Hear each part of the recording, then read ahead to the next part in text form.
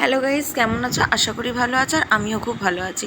বরমাসার অনেক দিনের ইচ্ছে যে মাছের কচুরি খাবে, তো অনেক দিন ধরেই বলছে, তাই লেগে পড়লাম মাছের কচুরি করতে।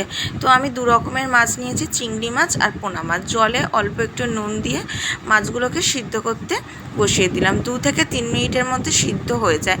সিদ্ধ হয়ে যাওয়ার পর মাছগুলো ঠান্ডা হয়ে যাওয়ার পরে চিংড়ি মাছকে আমি বেটে নেব শিলনোড়ায়, আর এদিকে পোনা মাছগুলোকে ভালো করে কাটা ছাড়িয়ে বেছে নিচ্ছি। খুব সাবধানে কাটাগুলো ছাড়িয়ে নেবে। সিদ্ধ করে ছাড়ালে খুব সুন্দরভাবে ছাড়ানো হয়। অনেকে আবার মাছ ভাজা করে কাটা ছাড়ায়, বাট ওটাতে ভালো হয় না। সিদ্ধ করে করলে মাছগুলো খুব সুন্দরভাবে কাটাগুলো ছেড়ে আসে। তো আমি ছাড়িয়ে নিচ্ছি।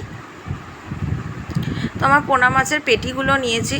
গাদার পিসগুলোতে প্রচণ্ড কাটা থাকে, তাতে অসুবিধা হয়, পেটির পিসগুলো ভালো হয়। তো আমি ছাড়িয়ে নেওয়ার পরে এরপর আমি চিংড়ি মাছগুলোকেও শিলনোড়াতে বেটে পেস্ট করে নিচ্ছি। তোমরা চাইলে মিক্সারেও বেটে নিতে পারো। আর আমি 2 রকমের মাছ ইউজ করেছি, তাতে স্বাদটা ভালো হয়। চাইলে তোমরা লোটে মাছ দিয়েও করতে পারো বা 1 রকমের মাছ দিয়েও করতে পারো, যেটা ইচ্ছা তোমরা করে নিতে পারো। তারপর আমি 2 রকমের মাছকে একসাথে মিক্সড করে নিলাম। তেল গরম হতে আদা, পেঁয়াজ, রসুন, টমেটো বাটা দিয়ে জিরে গুঁড়ো, ধনে গুঁড়ো, লঙ্কার গুঁড়ো, নুন আর স্বাদ মতো চিনি দিয়ে মশলাটাকে ভালো করে আমি কষিয়ে নিলাম। তেলের পরিমাণটা আমি একটু বেশিই দিয়েছি, তোমরা চাইলে কম দিয়েও করতে পারো। তো মশলাটা কষানো হয়ে যাওয়ার পর আমার 2 রকমের মাছ ওটার মধ্যে দিয়ে দেবো আমি। এই দিয়ে দিলাম। মাছগুলো ভালো করে শুকনো শুকনো করে নেব যতক্ষণ না তেল ছাড়ে। তো দেখো পুরো শুকনো হয়ে গেছে।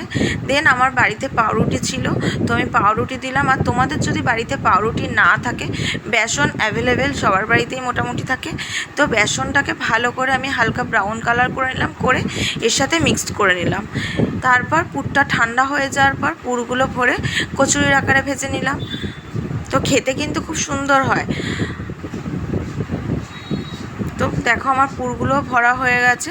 পুরটা অবশ্যই একটু ঠান্ডা করে নেবে, গরম গরম করলে কিন্তু ভেঙে যাবে।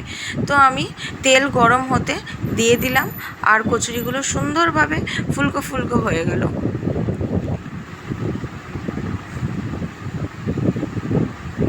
দেখো কত সুন্দর ফুলে উঠেছে। হালকা ব্রাউন কালার করে তুলে নিতে হবে। তো এটার সাথে তোমরা স্যালাড বা আলুর তরকারি বা সস যে কোনো কিছুর সাথে পরিবেশন করতে পারো। আমি সস দিয়েই খেয়েছি। তো আমার এই ভিডিওটি যদি ভালো লেগে থাকে, অবশ্যই লাইক, কমেন্ট, শেয়ার আর সাবস্ক্রাইব করতে একদম ভুলো না। টাটা।